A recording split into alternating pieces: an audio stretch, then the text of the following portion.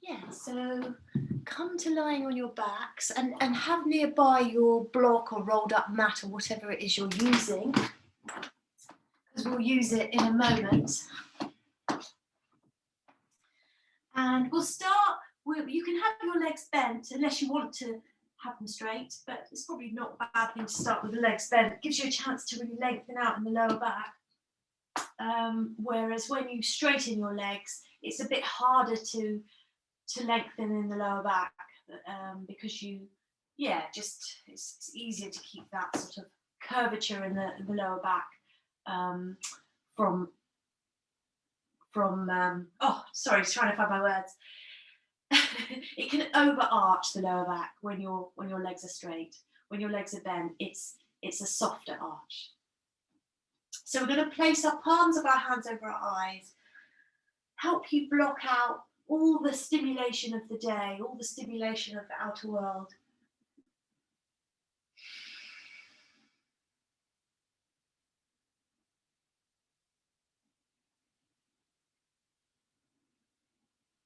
So the eyes like darkness, and the brain as well responds well to the darkness. But we don't always get, especially in the summer months, it's hard sometimes to get that darkness. So let's just take a few moments here, blocking out the light, relaxing the eyes. Deep breath in and out.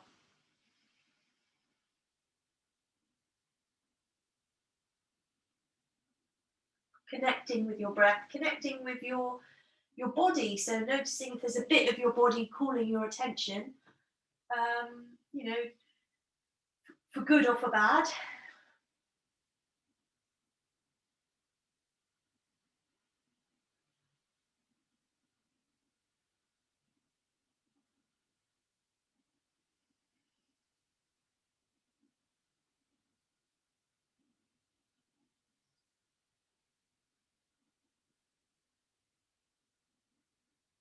So release your hands. You're going to pick up your right foot, and if the left leg isn't crossed, you can cross it now. I'm going to take the right foot and cross it over the left leg. And gently, we're pressing the knee away. So that right knee, gently moving it away.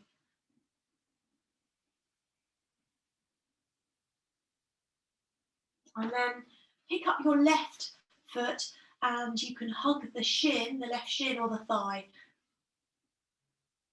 And keep the right knee moving away. The right knee will want to sort of move in towards your chest, but can you gently move it away from you? And just pay attention to your right ankle now. So the challenge for you is to keep your outer ankle and your inner ankle even. So sometimes you can invert your foot or avert your foot so that you kind of reduce the shorten the distance between the ankle bone and the sole of the foot. I'm just going to demonstrate if you're confused by what that means. So this is the distance between the outer ankle bone and the foot.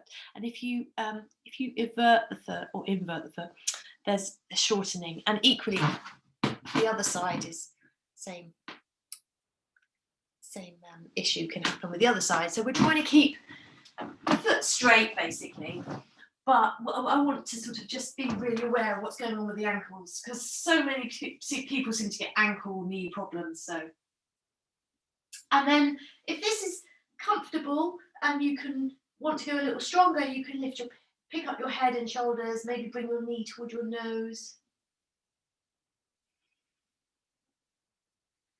And make sure you're breathing.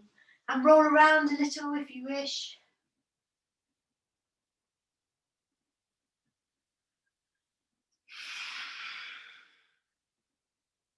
Doing lots of stuff with the hips tonight.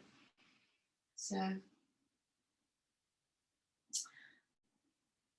And then we're dropping both feet back to the floor. Relax for a moment. And now we'll go the other way. So pick up your left foot. And before you cross the leg, let's just look up at the ankle bone, and see if you can, from this position, it's a bit easier to see maybe what can happen if you invert the foot. So if you move the foot inward, you can notice that it sort of squashes up the distance between the medial malleolus, the inside ankle bone, and the sole of the foot. And equally, if you invert the foot, then you shorten that distance between the ankle bone. And it's sometimes we need to do that, but we don't want for that to be our default setting. So it's appropriate at times, but we want to be more aware of what's going on in the feet. So we're going to take that foot, cross it over the right knee, pick up the right knee. Now the left knee, we're encouraging that knee to move away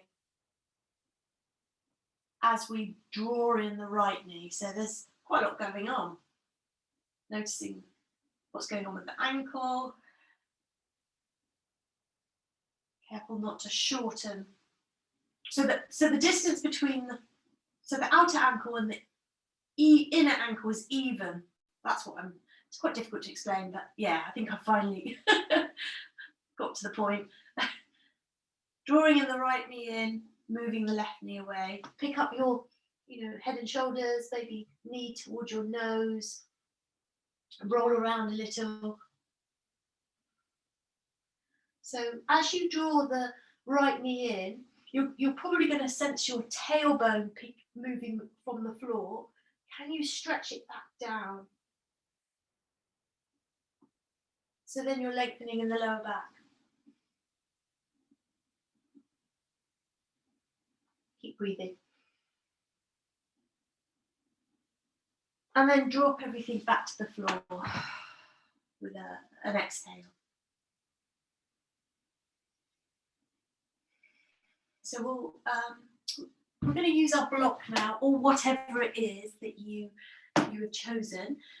So this is going to come into the back of the heart area. So or alternative, another way of thinking about that is sort of around the bottom of the shoulder blades, that part of the back, the bottom of the shoulder blades. You're going to bring your back down over that block or roll.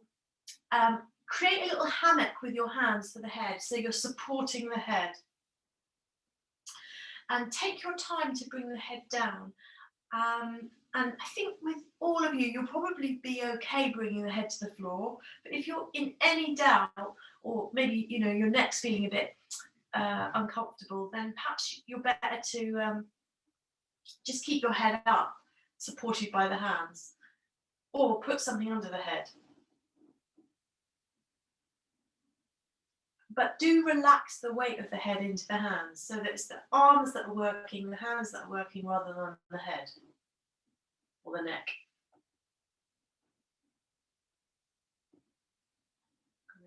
Maybe the head comes down, and you can, just stretch your elbows out to the side. Very good, powerful chest opening, heart opening pose. If you want to straighten up your legs, you can. Keep breathing.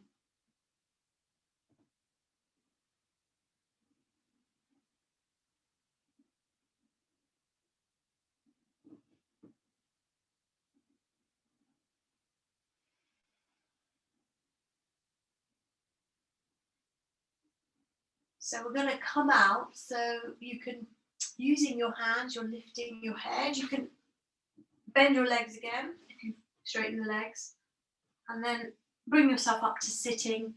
Put the block out the way, just move it to one side. And we're coming all the way back down again. We're going to pick up the right foot. We're going to hold the foot, or actually you can use your belt if you prefer. We're really going to bend that knee. So that, can you bring the knee in towards the armpit? If not, into the armpit.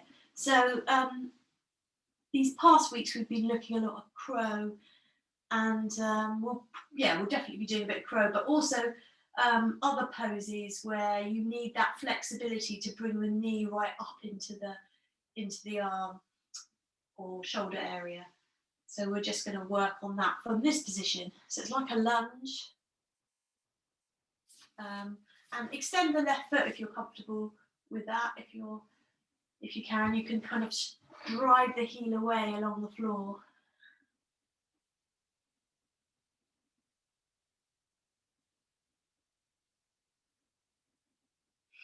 And although we want to firmly hold on to the belt, we don't want for that to create tension in the shoulders. So can you kind of drop the shoulders back down towards the floor? And so the arms are working, but you're not straining in the shoulders. To kind of minimize the effort here. And notice your ankle bone, that point where that I said can shorten if we're not being very mindful. So can you keep the outer and inner edge of the ankle quite even? So if you're using the belt, that's fine. You can stick with the belt, but maybe it's quite nice to hold the foot with the hand as well. So, or both hands actually. And you can kind of press the foot into the hands and press down into the foot with the hands. So there's a kind of conversation going on between the foot and the hands. Foot presses up, hands press down.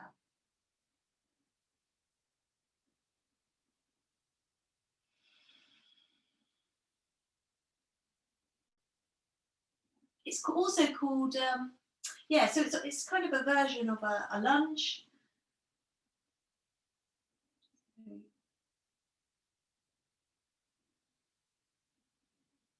So, one more breath here. We're going to just swap legs. So, use the belt if you enjoy the belt. So the left knee bent, and we're moving the knee in towards the armpit or the inside of the arm. Right foot extends. So you're really firmly pressing the heel. If you're bent, it's okay to have the right leg bent, but if you are extending the leg, really pressing the heel down and away while bringing the opposite knee in. And just be careful that you're not straining your shoulders in this. Make the arms work, but can you relax the shoulders back down? Be a little bit conscious of what's going on with your ankle.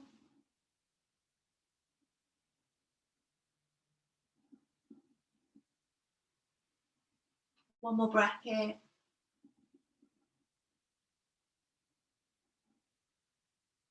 And then we're going to release the foot. We're going to swap. Oh, sorry, no. In fact, sorry. Let's before we let go of the foot, let's hold the foot in the hands. You can use the belt as well, but if we're holding the hands, it feels holding the foot with the hands. That can feel quite good in a different way. You're kind of pressing down with the hands and pressing up with the foot, and that can be quite powerful. And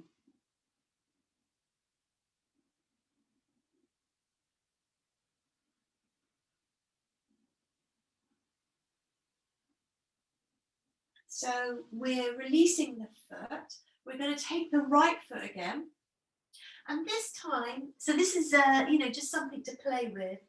We're going to see if we can bring that right arm underneath the knee or the thigh or the calf of the right leg. So you're kind of, you're squeezing your arm underneath. It's a bit more of a contortion. So just, you might need to lift your head for that to feel. You can roll around here. That's absolutely fine to sort of be a bit more free.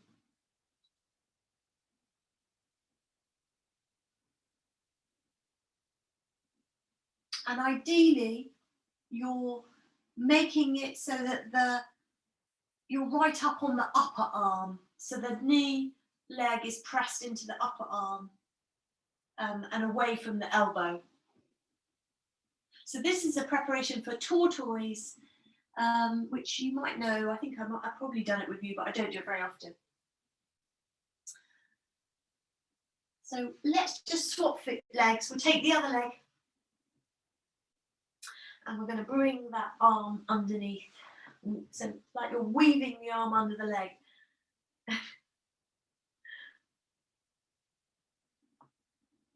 And again, you can roll around. I've got my right leg bent.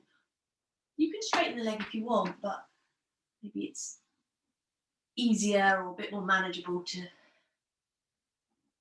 have the leg bent.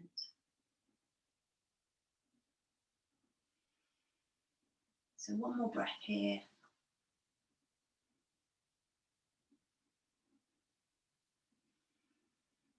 So you can think of this as a good preparation for crow, as well as tortoise, because they're similar in some ways they are similar poses. So we're releasing the feet. We're going to roll onto our side. We're going to come up into all fours position. Put your bits and bobs to one side. Come onto all fours. Come onto the front of the feet. So that, we often, I think we tuck our toes under in this, but I'm going to keep you on the front of the feet. You can walk your hands forward a tiny bit, so the shoulders come over your wrists and you're more in a sort of plank, a kneeling plank. Really engage your abdominal muscles. So from the pubic bone, that lower part of the abdominal area, the very lower part, all the way up to the sternum. See if you can feel like a ripple of muscle. And then you can round your back a tiny bit, as though you were doing a cat, but obviously it's not really very cat-like. And really push into the front of the feet. Maybe you can lift your knees, maybe not.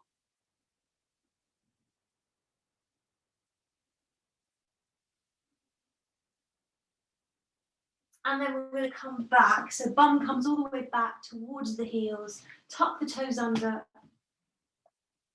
Coming up into downward dog. Pause here for a moment.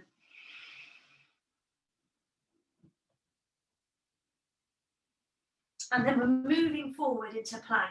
So for that, to do that, you might need to take a longer downward dog. So just bear that in mind. If we're moving into plank, because we'll do this a few times, maybe your feet need to go further away.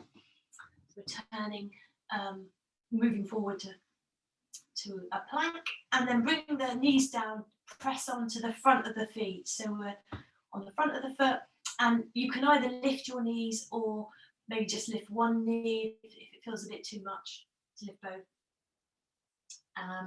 So it's quite a different sort of feeling from when you're on the ball of the foot.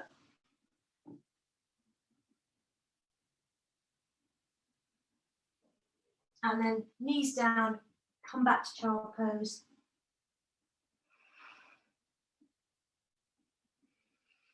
Tuck your toes under, come up to downward dog. Moving forward into plank. Bring your knees down, turn onto the front of the foot. If you want to lift one knee or both knees, you can. So really engaging the feet. Knees down all the way back to child pose.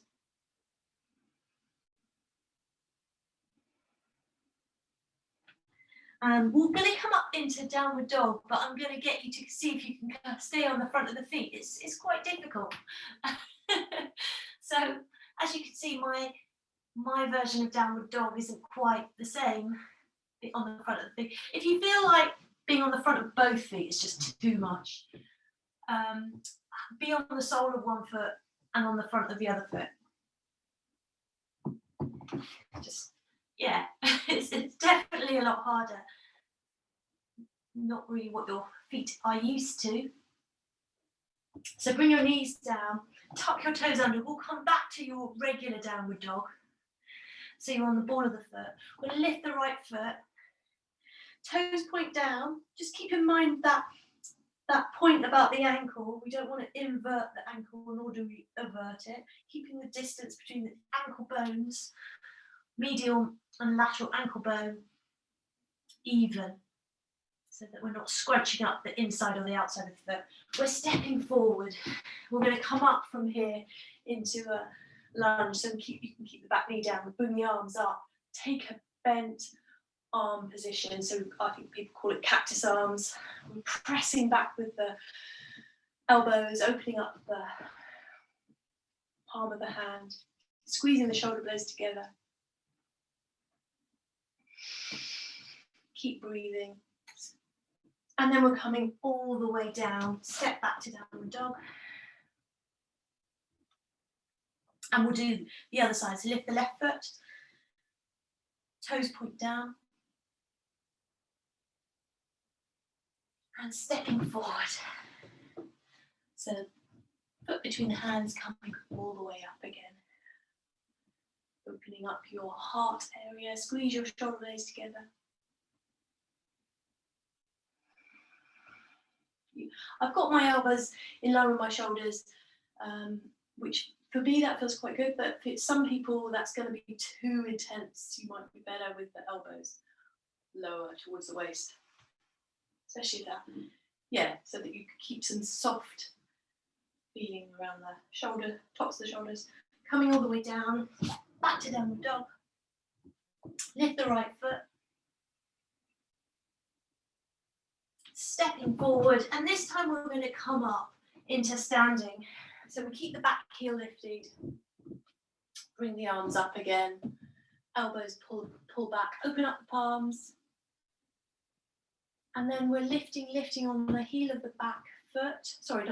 Lifting the heel, turning into warrior two, Virabhadrasana. Front knee stays above the ankle, pressing back into the little toe edge. So this is a pose where in the back foot, it's almost inevitable that you will shorten the inside ankle a little bit. For most people, I think it's almost inevitable that that's going to happen, but you can minimize that by working into the outer edge of the foot. I'll just hold this for a moment. And then let's take our arms to shoulder height. We're going to turn the palms up. We're going to turn back into peaceful warrior. So we're resting the left hand against the thigh, lifting the right hand. Breathe into the right side.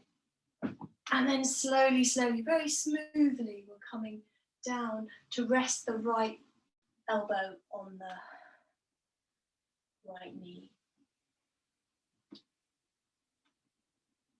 Parshvakkanasana, Utthita Parshvakkanasana, just means extended side angle. So let's really go for it with that left side. Press into the little toe edge of the left foot, reach up with the left hands. Keep breathing. Avoid collapsing into your right elbow. So that means you have to kind of lift up out of it. Sorry, shoulder and elbow. Right shoulder and elbow.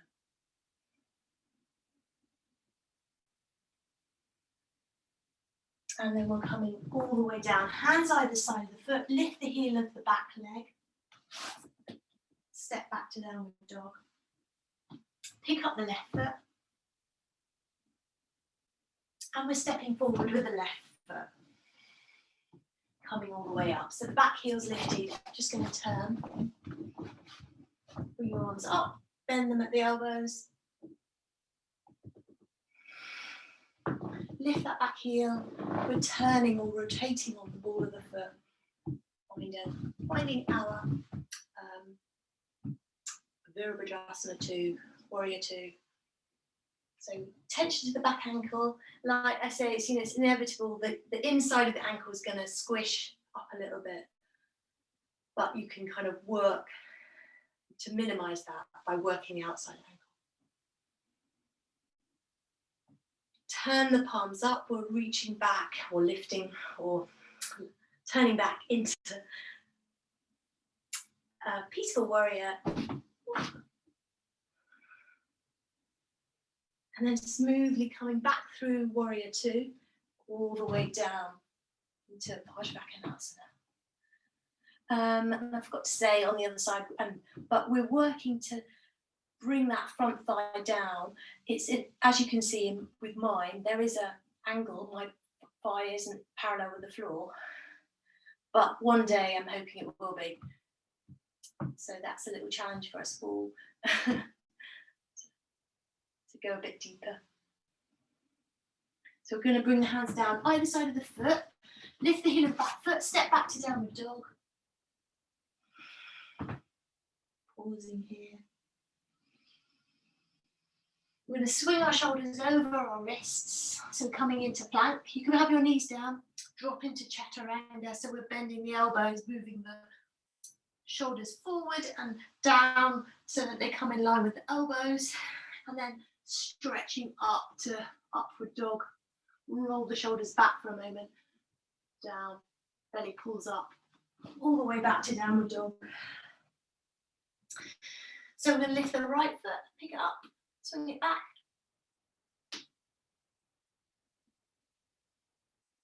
And then step it forward.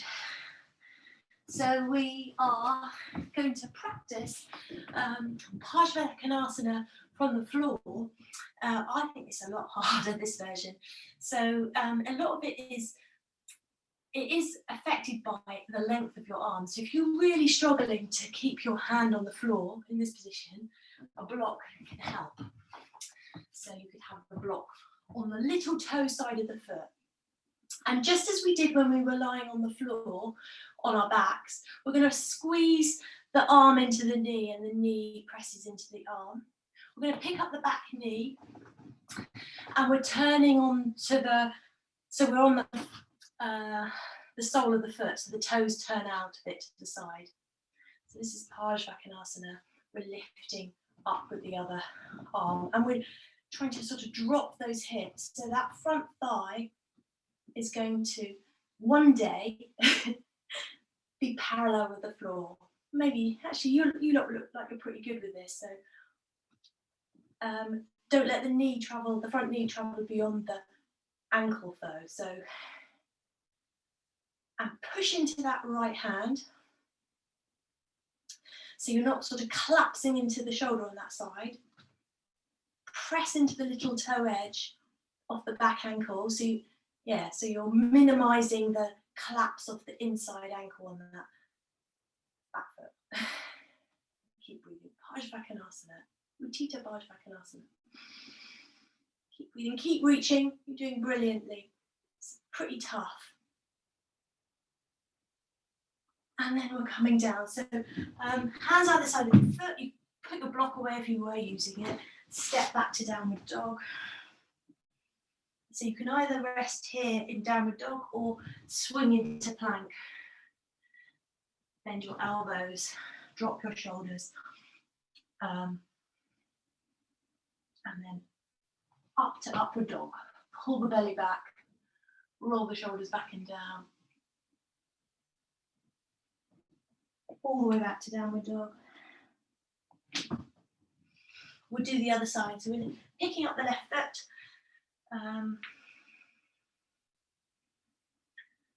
So just, you can have a look back at the foot. Notice what's going on with the ankle, what your tendency might be with the ankle. We're stepping it forward.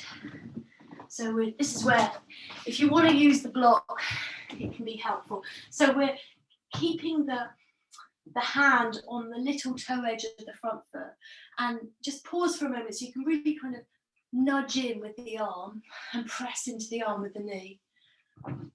And then you can pick up the back knee. The toes turn out.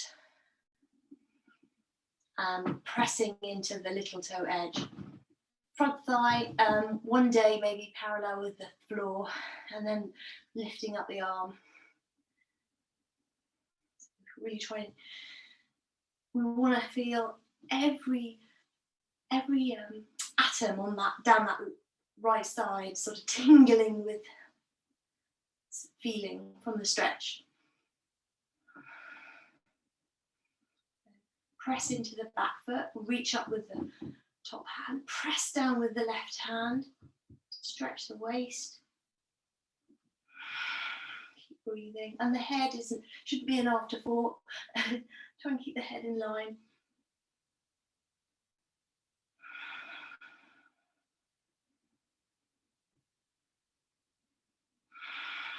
One more breath here. Well done. Hands either side of the foot, step back to downward dog. And then from here, you can either rest here, or if you want to swing forward into plank, Chaturanga Dandasana, upward dog, back to downward dog. So the next version, this is where it might be helpful to have a belt. It's not essential, but it's just a nice to have. So we're going to pick up the right foot, step it forward. So this time we're bringing the hand of the right leg, sorry, the right hand into the inside of the leg. It's a bit different. And the right hand, left hand is wrapping behind the waist. So before we even think about binding, let's just sort of pay some attention to the shoulders. So the tops of the shoulders want to move away from the ears. Want to also squeeze the shoulder blades in. And the front of the shoulder moves back. So it's easier to focus on the top side. It's a bit harder to have a sense of that happening on the bottom side, but the bottom shoulder, the right shoulder, but the left shoulder, you can kind of get a feel for that. So this is where, if you want to use a belt, you can take that belt in the right hand. And then we can come back up into the standing version. So the back knee lifts. Little toe edge of the foot is very, very firm against the floor. Pull that top shoulder back. And then if you want to do the bind, the right hand reaches for the belt or for the... So the purpose of the bind, well, I guess there's lots of things going on. We just have to hop. It brings you more intensely into the pose, but we also hopefully get better alignment because it makes your top shoulder pull back. Now, one thing that can happen here is you can end up just feeling like you're being pulled in all directions. So press down with the feet and squeeze the feet together. They're not necessarily going to move anywhere, but have a sense of pressing down and squeezing them together, and that should help you feel more stable. It's really tough pose. Well done. So let's release. Put the belt down if you're using it. Hands come either side of the foot. Let's step back to downward dog.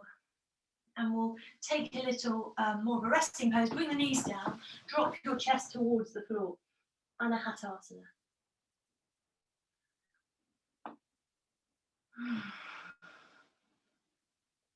Bum is above your knees. So, and if your shoulders are not happy in this, just bend the elbows a lot more. And maybe like the idea of the thigh that we want you to make it parallel with the floor. Can you actually one day imagine that you're going to press your sternum onto the floor? So then you get that very nice feeling in the thoracic spine. Keep some connection through the feet so you're not getting a sense, you're not kind of losing your foundation. So the feet help us feel stable.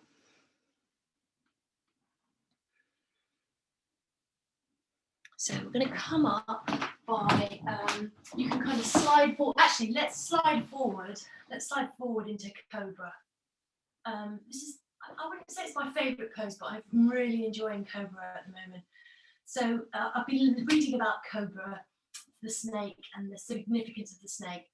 And there's that, if you think about Cobra doesn't have hands, Cobra has to lift from the earth, lift itself just by the power of its torso. So that's what we're going to try to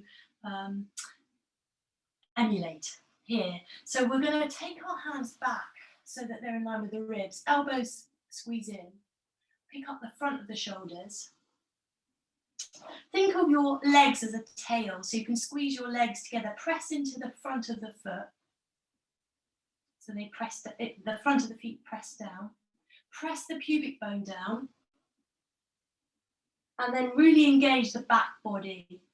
So that's the as well, and the inner thighs, the glutes, but very much the sort of muscles that run up and down the spine. And you don't have to come up a huge distance. It's more useful to feel the power of the spine rather than how high you lift.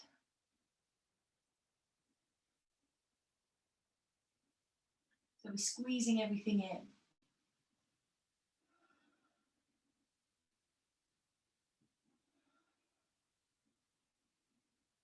And then come back down, relax the head down for a moment.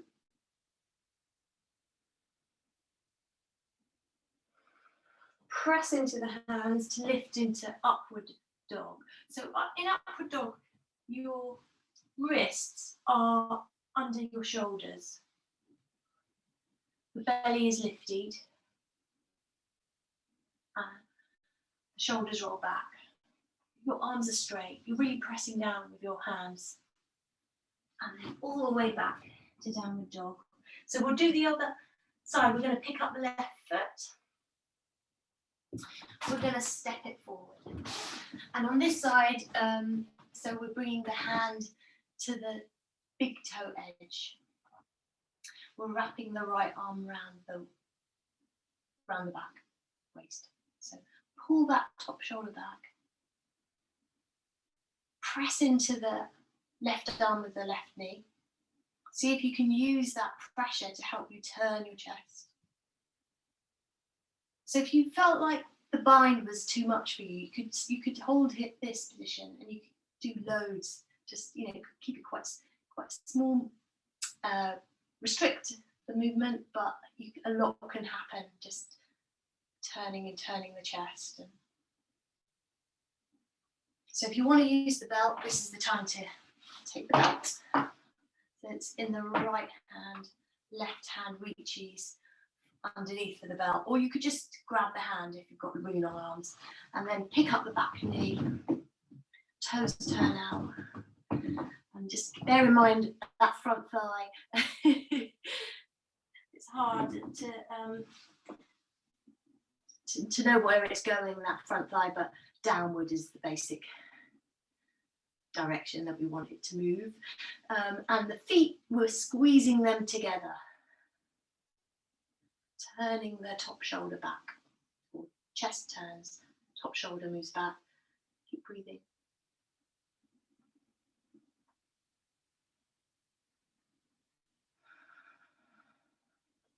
Very powerful. Uttita Pajvakonasana, but with the bind. And then one more breath here. We're releasing the hands either side of the foot. Tuck the toes under, back to downward dog. So we're just gonna, so if you're tired here and you want to come onto your knees, that's fine. We're going to take a plank. So it's a sort of twisty plank. So we're keeping the hands even, or at least even weight into the hands, and we're going to turn the heels to the right. So you're coming into a twist, and can you lift that top hip so that it comes above the bottom hip? And then we'll go the other way, so heels to the left.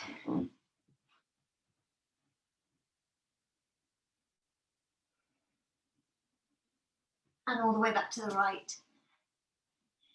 Keep pressing into both hands evenly. Move your shoulders back towards the heels so that they're not hunched up towards your ears. All the way to the other side.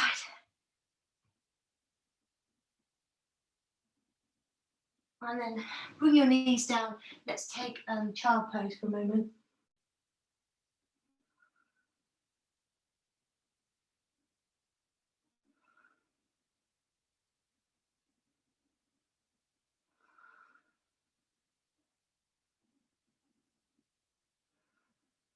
So if you're enjoying having a rest, spend longer in child pose. But if you feel like you've not had a chance to practice your crow recently, then you can come up into squatting position. So it depends how energetic you're feeling.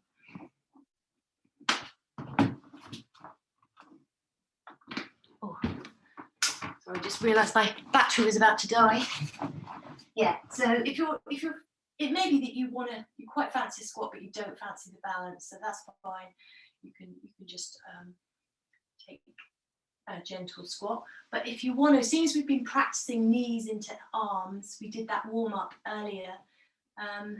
Feels like it's good opportunity to practice your crow. So you're really pressing into the tops of the arms. Lift your bum. Shift weight into the hands. Spread the fingers. Look forward, not down. Just rock your weight into the hands. Maybe pick up one foot, pick up both feet.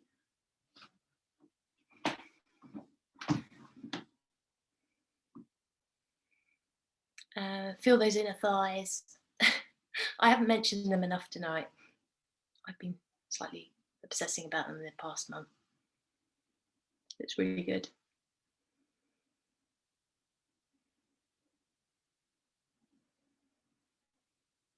So we're going to come back into downward dog. We're going to pick up the right foot, step it forward. We get to practice sort of what we did a moment ago, but with just one leg. So we're squeezing the knee, so we're in a lunge. We're going to sort of squeeze the knee into the top of the arm, and then relax it and squeeze it. And then let's just drop the body. So if you're able to come onto your forearms, you can do that. But maybe that's going to be too low. But just come where you can and just hang out for a moment.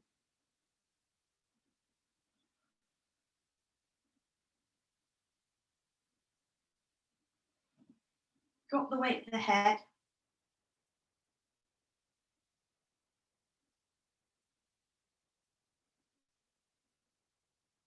So at this point, we're not trying to squeeze anything. We're just trying to relax.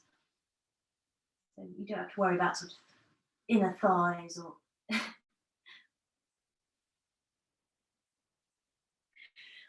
So the thing we're going to try now is weaving the right arm underneath the right knee. So, and actually, if you had a block and you were finding this quite difficult, that might be quite a nice way to practice it, to put the foot onto a block. And then you've got the height, suddenly it's so much easier to get the arm under. And in fact, it's a good stretch for the hip as well. So try that if you want to.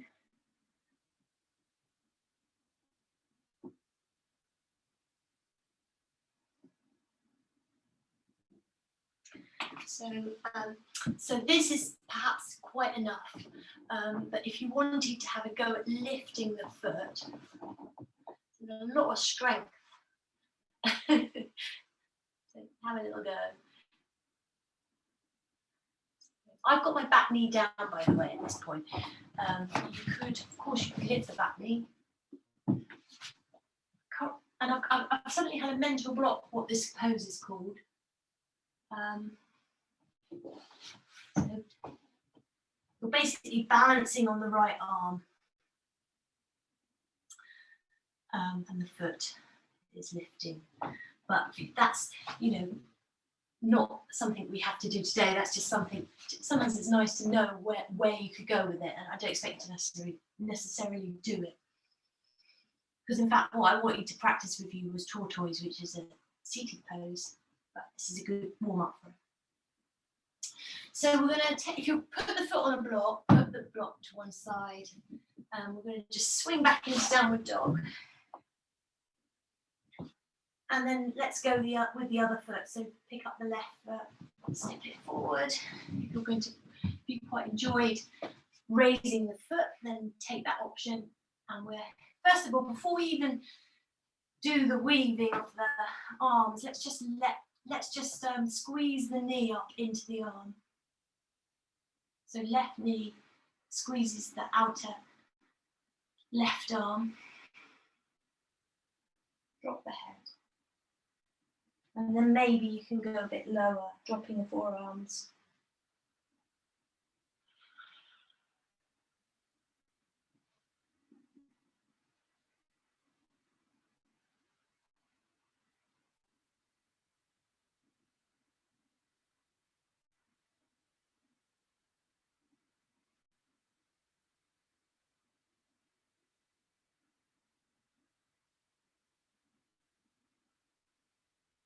So if you're enjoying that part of it and you want to hold this longer, please do that. Otherwise, you can come up and weave the arm underneath the knee. So that's where we get to, you know, it's quite a big sort of contortion. So we're trying to get the knee high up on the arm, so not higher than the elbow, just because we don't want to hurt the elbow. And that you can just hang out there, or you could lift the heel of that front foot if you wanted to, and experiment with, you know, maybe lifting the foot.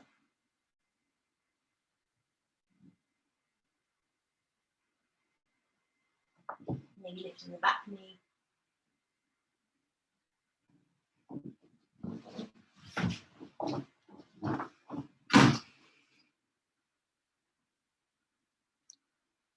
Doing well.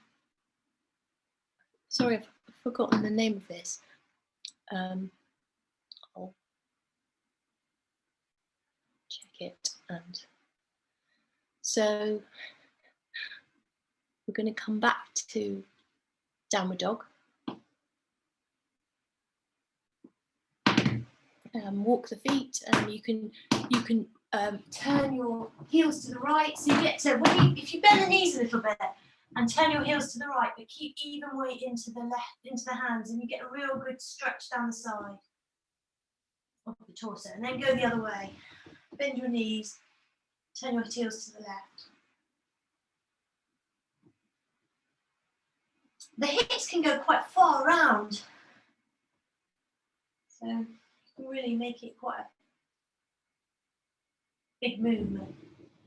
Let's just do that to the other side again.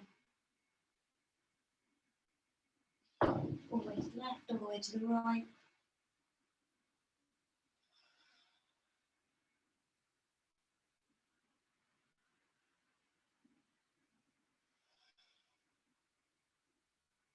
And now we're going to come down onto our knees and then all the way down onto our bum.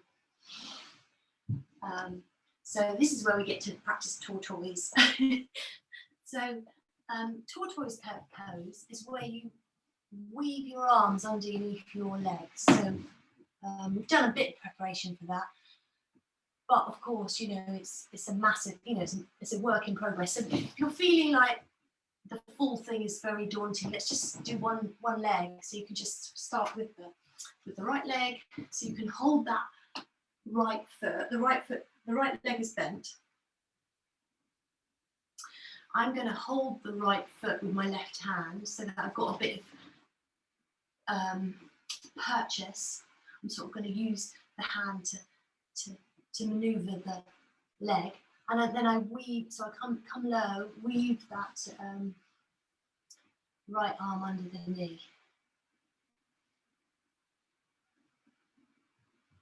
And just rest where you can. Find a resting position. Ideally, the knee is above your elbow. And the reason for that is that if you've got your knee, the heavy weight of the leg on the elbow joint, that's not ideal for the elbow. So we do want to keep the elbow free. That's just for the health of the elbow, not for any other reason. Yeah, you can just drop your head and go floppy if you can.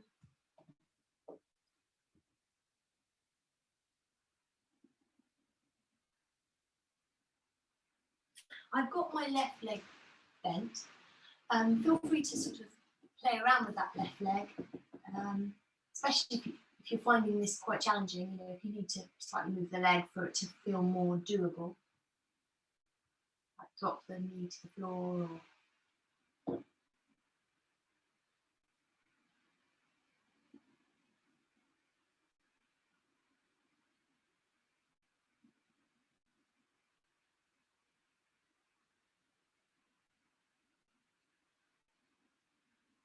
you take the other leg, so bending, so you can just sort of relax the right leg. We're going to hold the ankle or the shin of the left, weaving the arm underneath.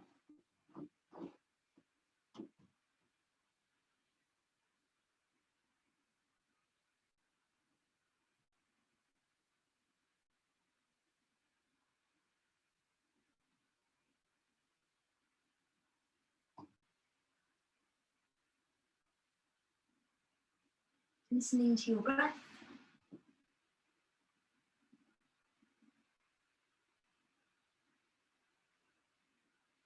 They're very challenging. So yeah, just be aware that that can create a bit of frustration when we're doing things that are hard. So just being aware of that. It's normal to have some, you know, sort of a little bit of grasping, that kind of thing can happen.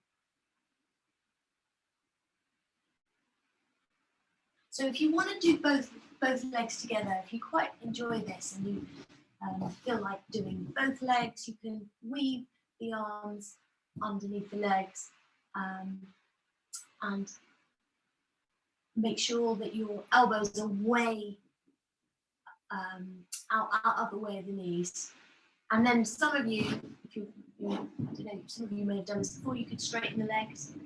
And what that does, the weight of this is why it's really important to have the elbows free. The weight of the legs is going to kind of crush your arms down to the floor. So tortoise, so you're making a tortoise shape. So it's really challenging pose. So it's definitely something to just little and often. And everything we do is working towards it, actually, even though maybe I haven't done it with you. All those things that we work in the lunges and in the crow and all those sort of things are preparing you for this. So that's a nice thing about yoga. A lot of what we do is, you know, it's not just working on one pose in isolation. They benefit all the poses. So if you've had enough, do come out, because don't want to overdo it. So if you're coming out, take a big bend in the knees and come down over your legs. And progressively, you can work into a stronger forward bend. But start with a big bend in the knees. You can even line up your knees with your armpits, if that's possible. So your knees are into your armpits. Drop the head. Breathing into the back body. And hopefully you've got your thighs tucked up towards your ribs, so you can really feel the breath. In the back body, in the front of the ribs, in the thighs.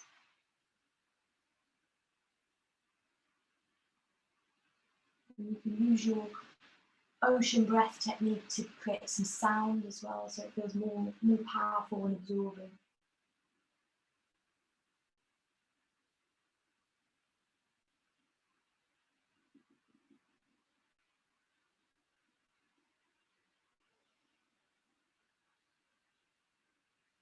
letting go. So I've kind of worked you quite hard and I haven't given you much rest tonight. So let's just really try and relax deeply into this. Anyone wanting to go into more sort of traditional forward bend by straightening up the legs, you can do that if you prefer. Feel like that's going to be more satisfying.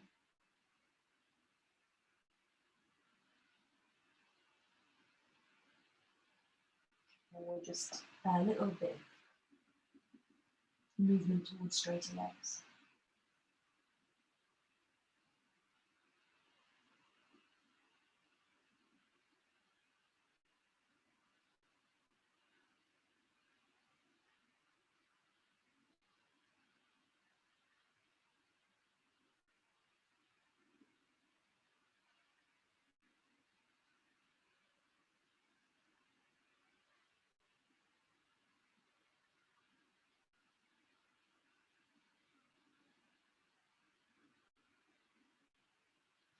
So you're going to come up, you're going to lie on your side. So you probably want something underneath your head actually, so that your head isn't dropping off, it's hanging off to this. And we're just going to bend the top leg and take hold of the foot. And the bottom leg, you could either have it bent or straight. We're pressing the foot into the buttock. And then we're going to just use the foot to gently open up the front of the chest and sort of give you a little gentle back arch. So the foot is kicking away gently. So we're pressing the foot into the hand. The arm, ideally, it comes to straight. And we're using that arm and to sort of open gently the front of the chest. Create some movement into the back of the bar.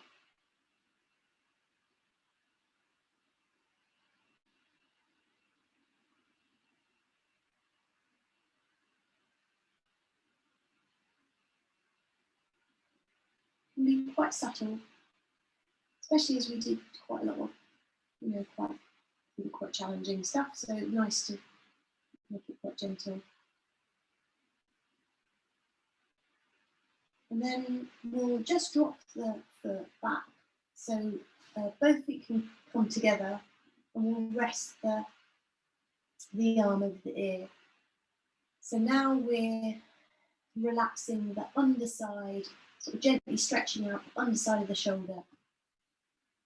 Sort of around the armpit.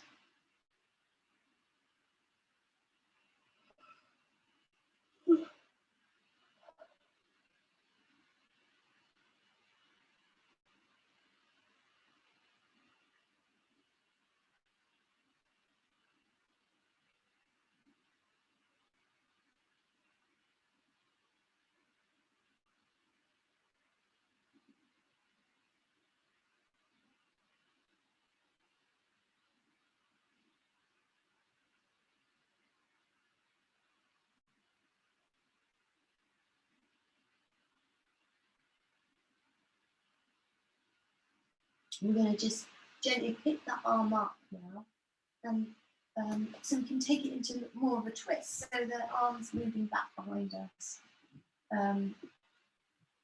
If you want to make that sort of up and down movement to come back, you could do that, or if you just feel like it's nice to just drop the arm back.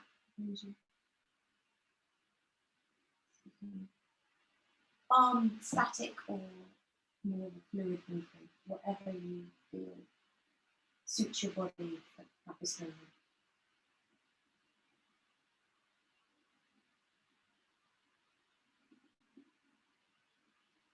So the knees are bent. The knees are bent and they're moving away from your arm, that raised arm.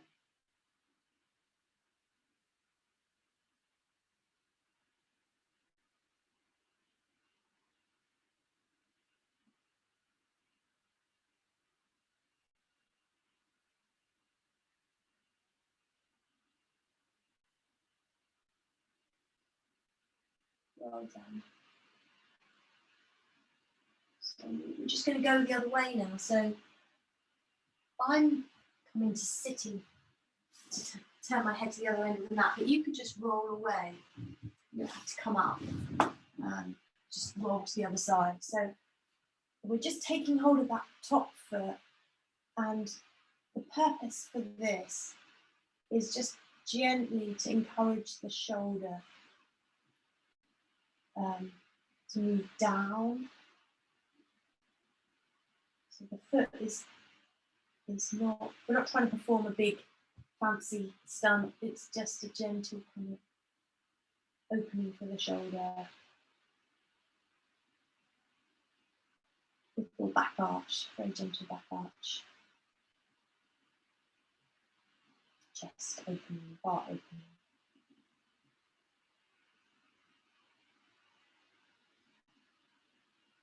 So the foot presses into the hand and moves away, kicks away. By the way, just for anyone with knee problems, and even if you don't have a knee problem, flex the foot as you do that, and that should stop any straining in the knee. But sometimes if your foot's sort of floppy and kicking away, then it can, tension or strain can travel into the knee. But if you flex the foot, it's the knee. And that thing about the inner ankle and outer ankle applies here as well.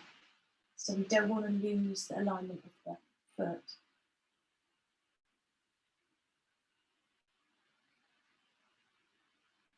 So just relax your legs down now and rest the arm over here.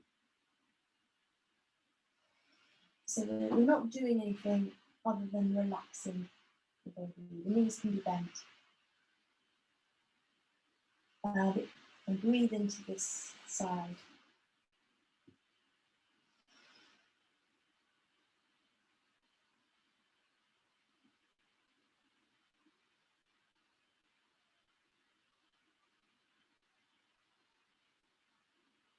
Enjoy this moment. You worked hard, so particularly hard for all those planks and things, really strong on the shoulders.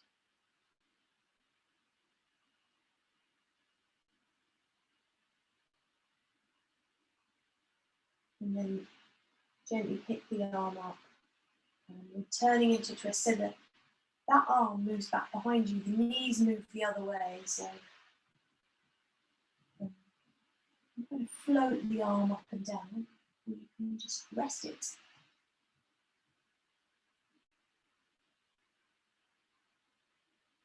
The gaze, the head can turn towards the ceiling and maybe look back at the arm.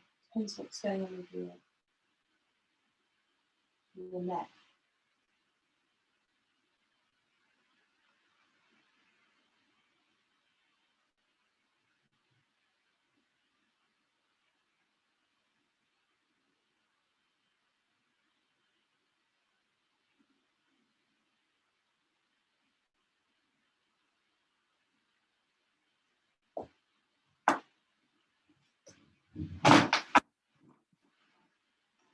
So I thought we did it earlier, but maybe it would be nice to have a little mini back arch like we did with the block.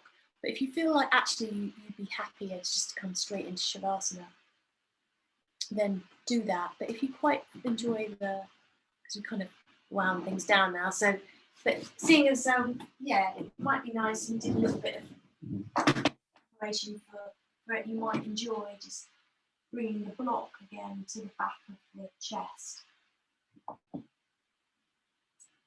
And resting your back against that. So you choose. If you're not keen on this, it's not everybody's. Some people love it, it's not everyone's favourite pose. So you prefer to just come into Savasana. You can use the option of head, creating hands, creating a hammock for the head. Use that option. Elbows wide if you're doing that.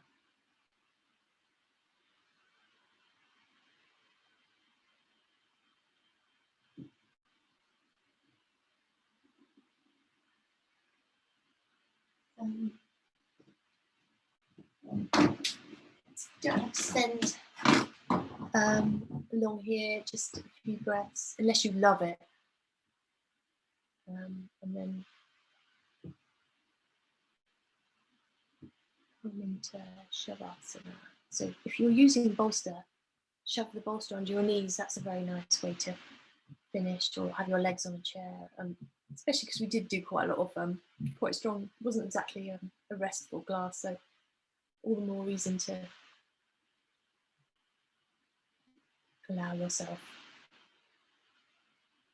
resting.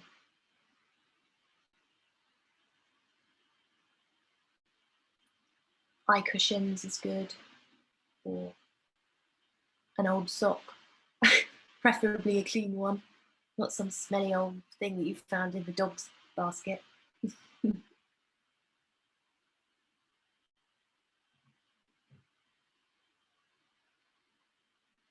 So I've been listening, learning so much different stuff at the moment, but I was listening to a very interesting talk. It was really about meditation, but it relates to yoga and physical asana practice, but also more psychological. It was a guy called Michael Singer who was talking about resistance and how we resist. Habitually we resist things, and that can happen in a body, in the sense of the body. It can happen mentally as well. And usually, obviously, it's going to be stuff that we don't necessarily like, or we're cautious of, or we're wary of, or we're fearful of. And his mantra is to relax and let go. And that relates more to sort of mental stuff that he's talking about. But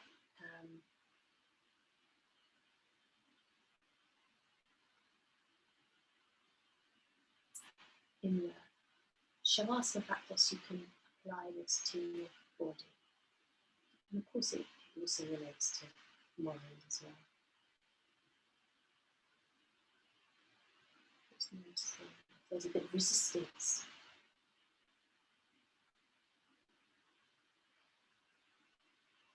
It's completely normal.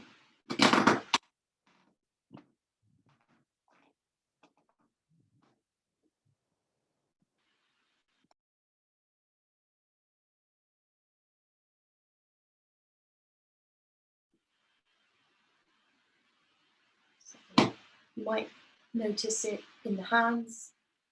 Maybe the hands are a little bit grasping around the face, jaw, tongue, the eyes, throat, belly, hips, glutes.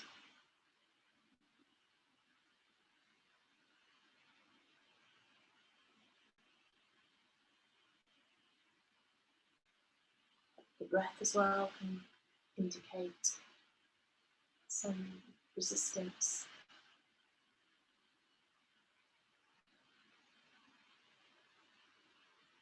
And reflect resistance.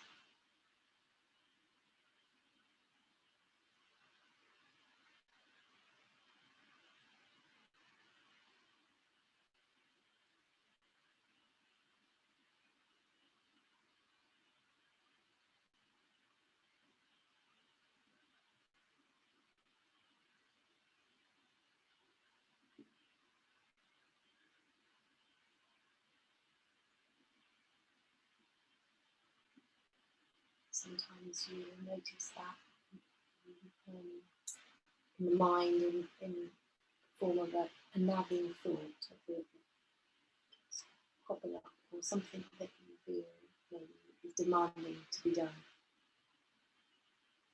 Not really allowing you to be present. Aware of that.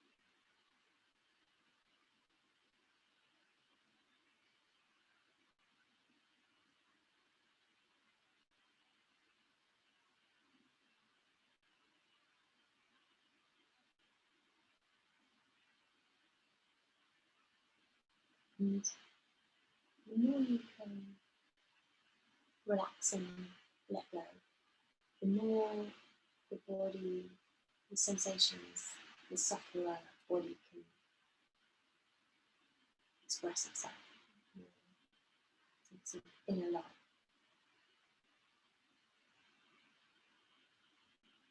The soul of the body. So.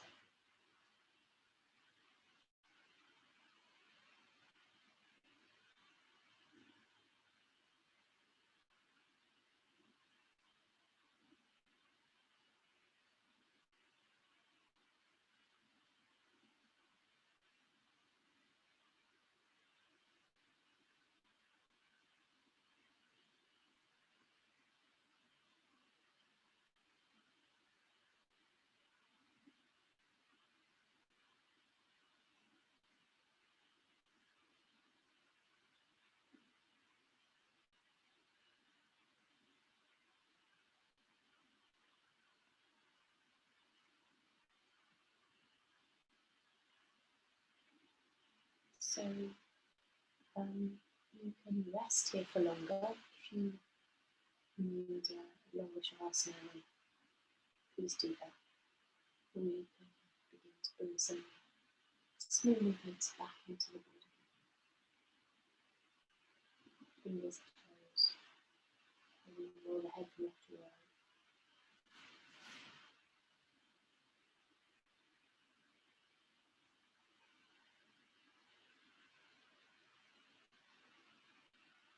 And roll onto your side and rest on your side just for a moment. So you got that feeling of reconnecting.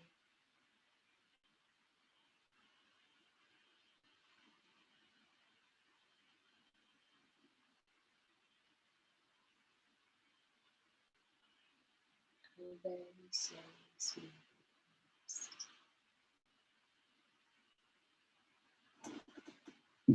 Now take just a comfortable seat. I'm just going to bring the hands into not quite touching. There's a little space between the hands, and we'll breathe and sense some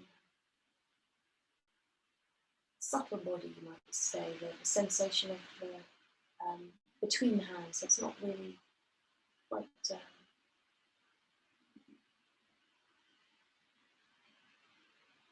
not as tangible as bones and flesh and muscles and sinews.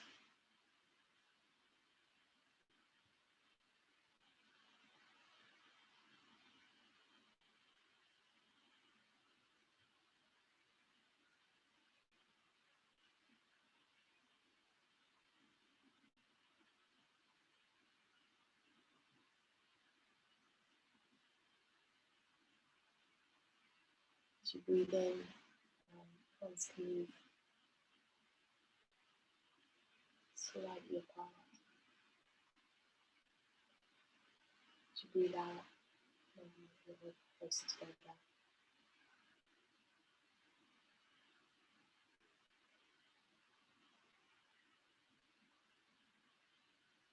And the light of your awareness is in the space between.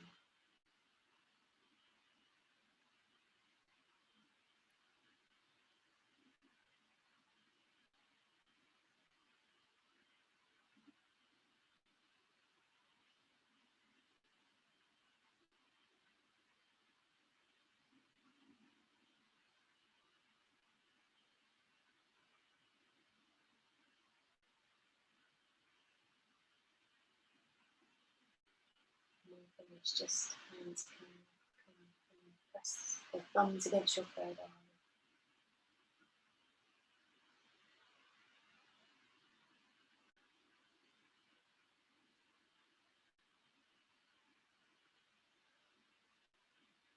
Thank you very much, everyone.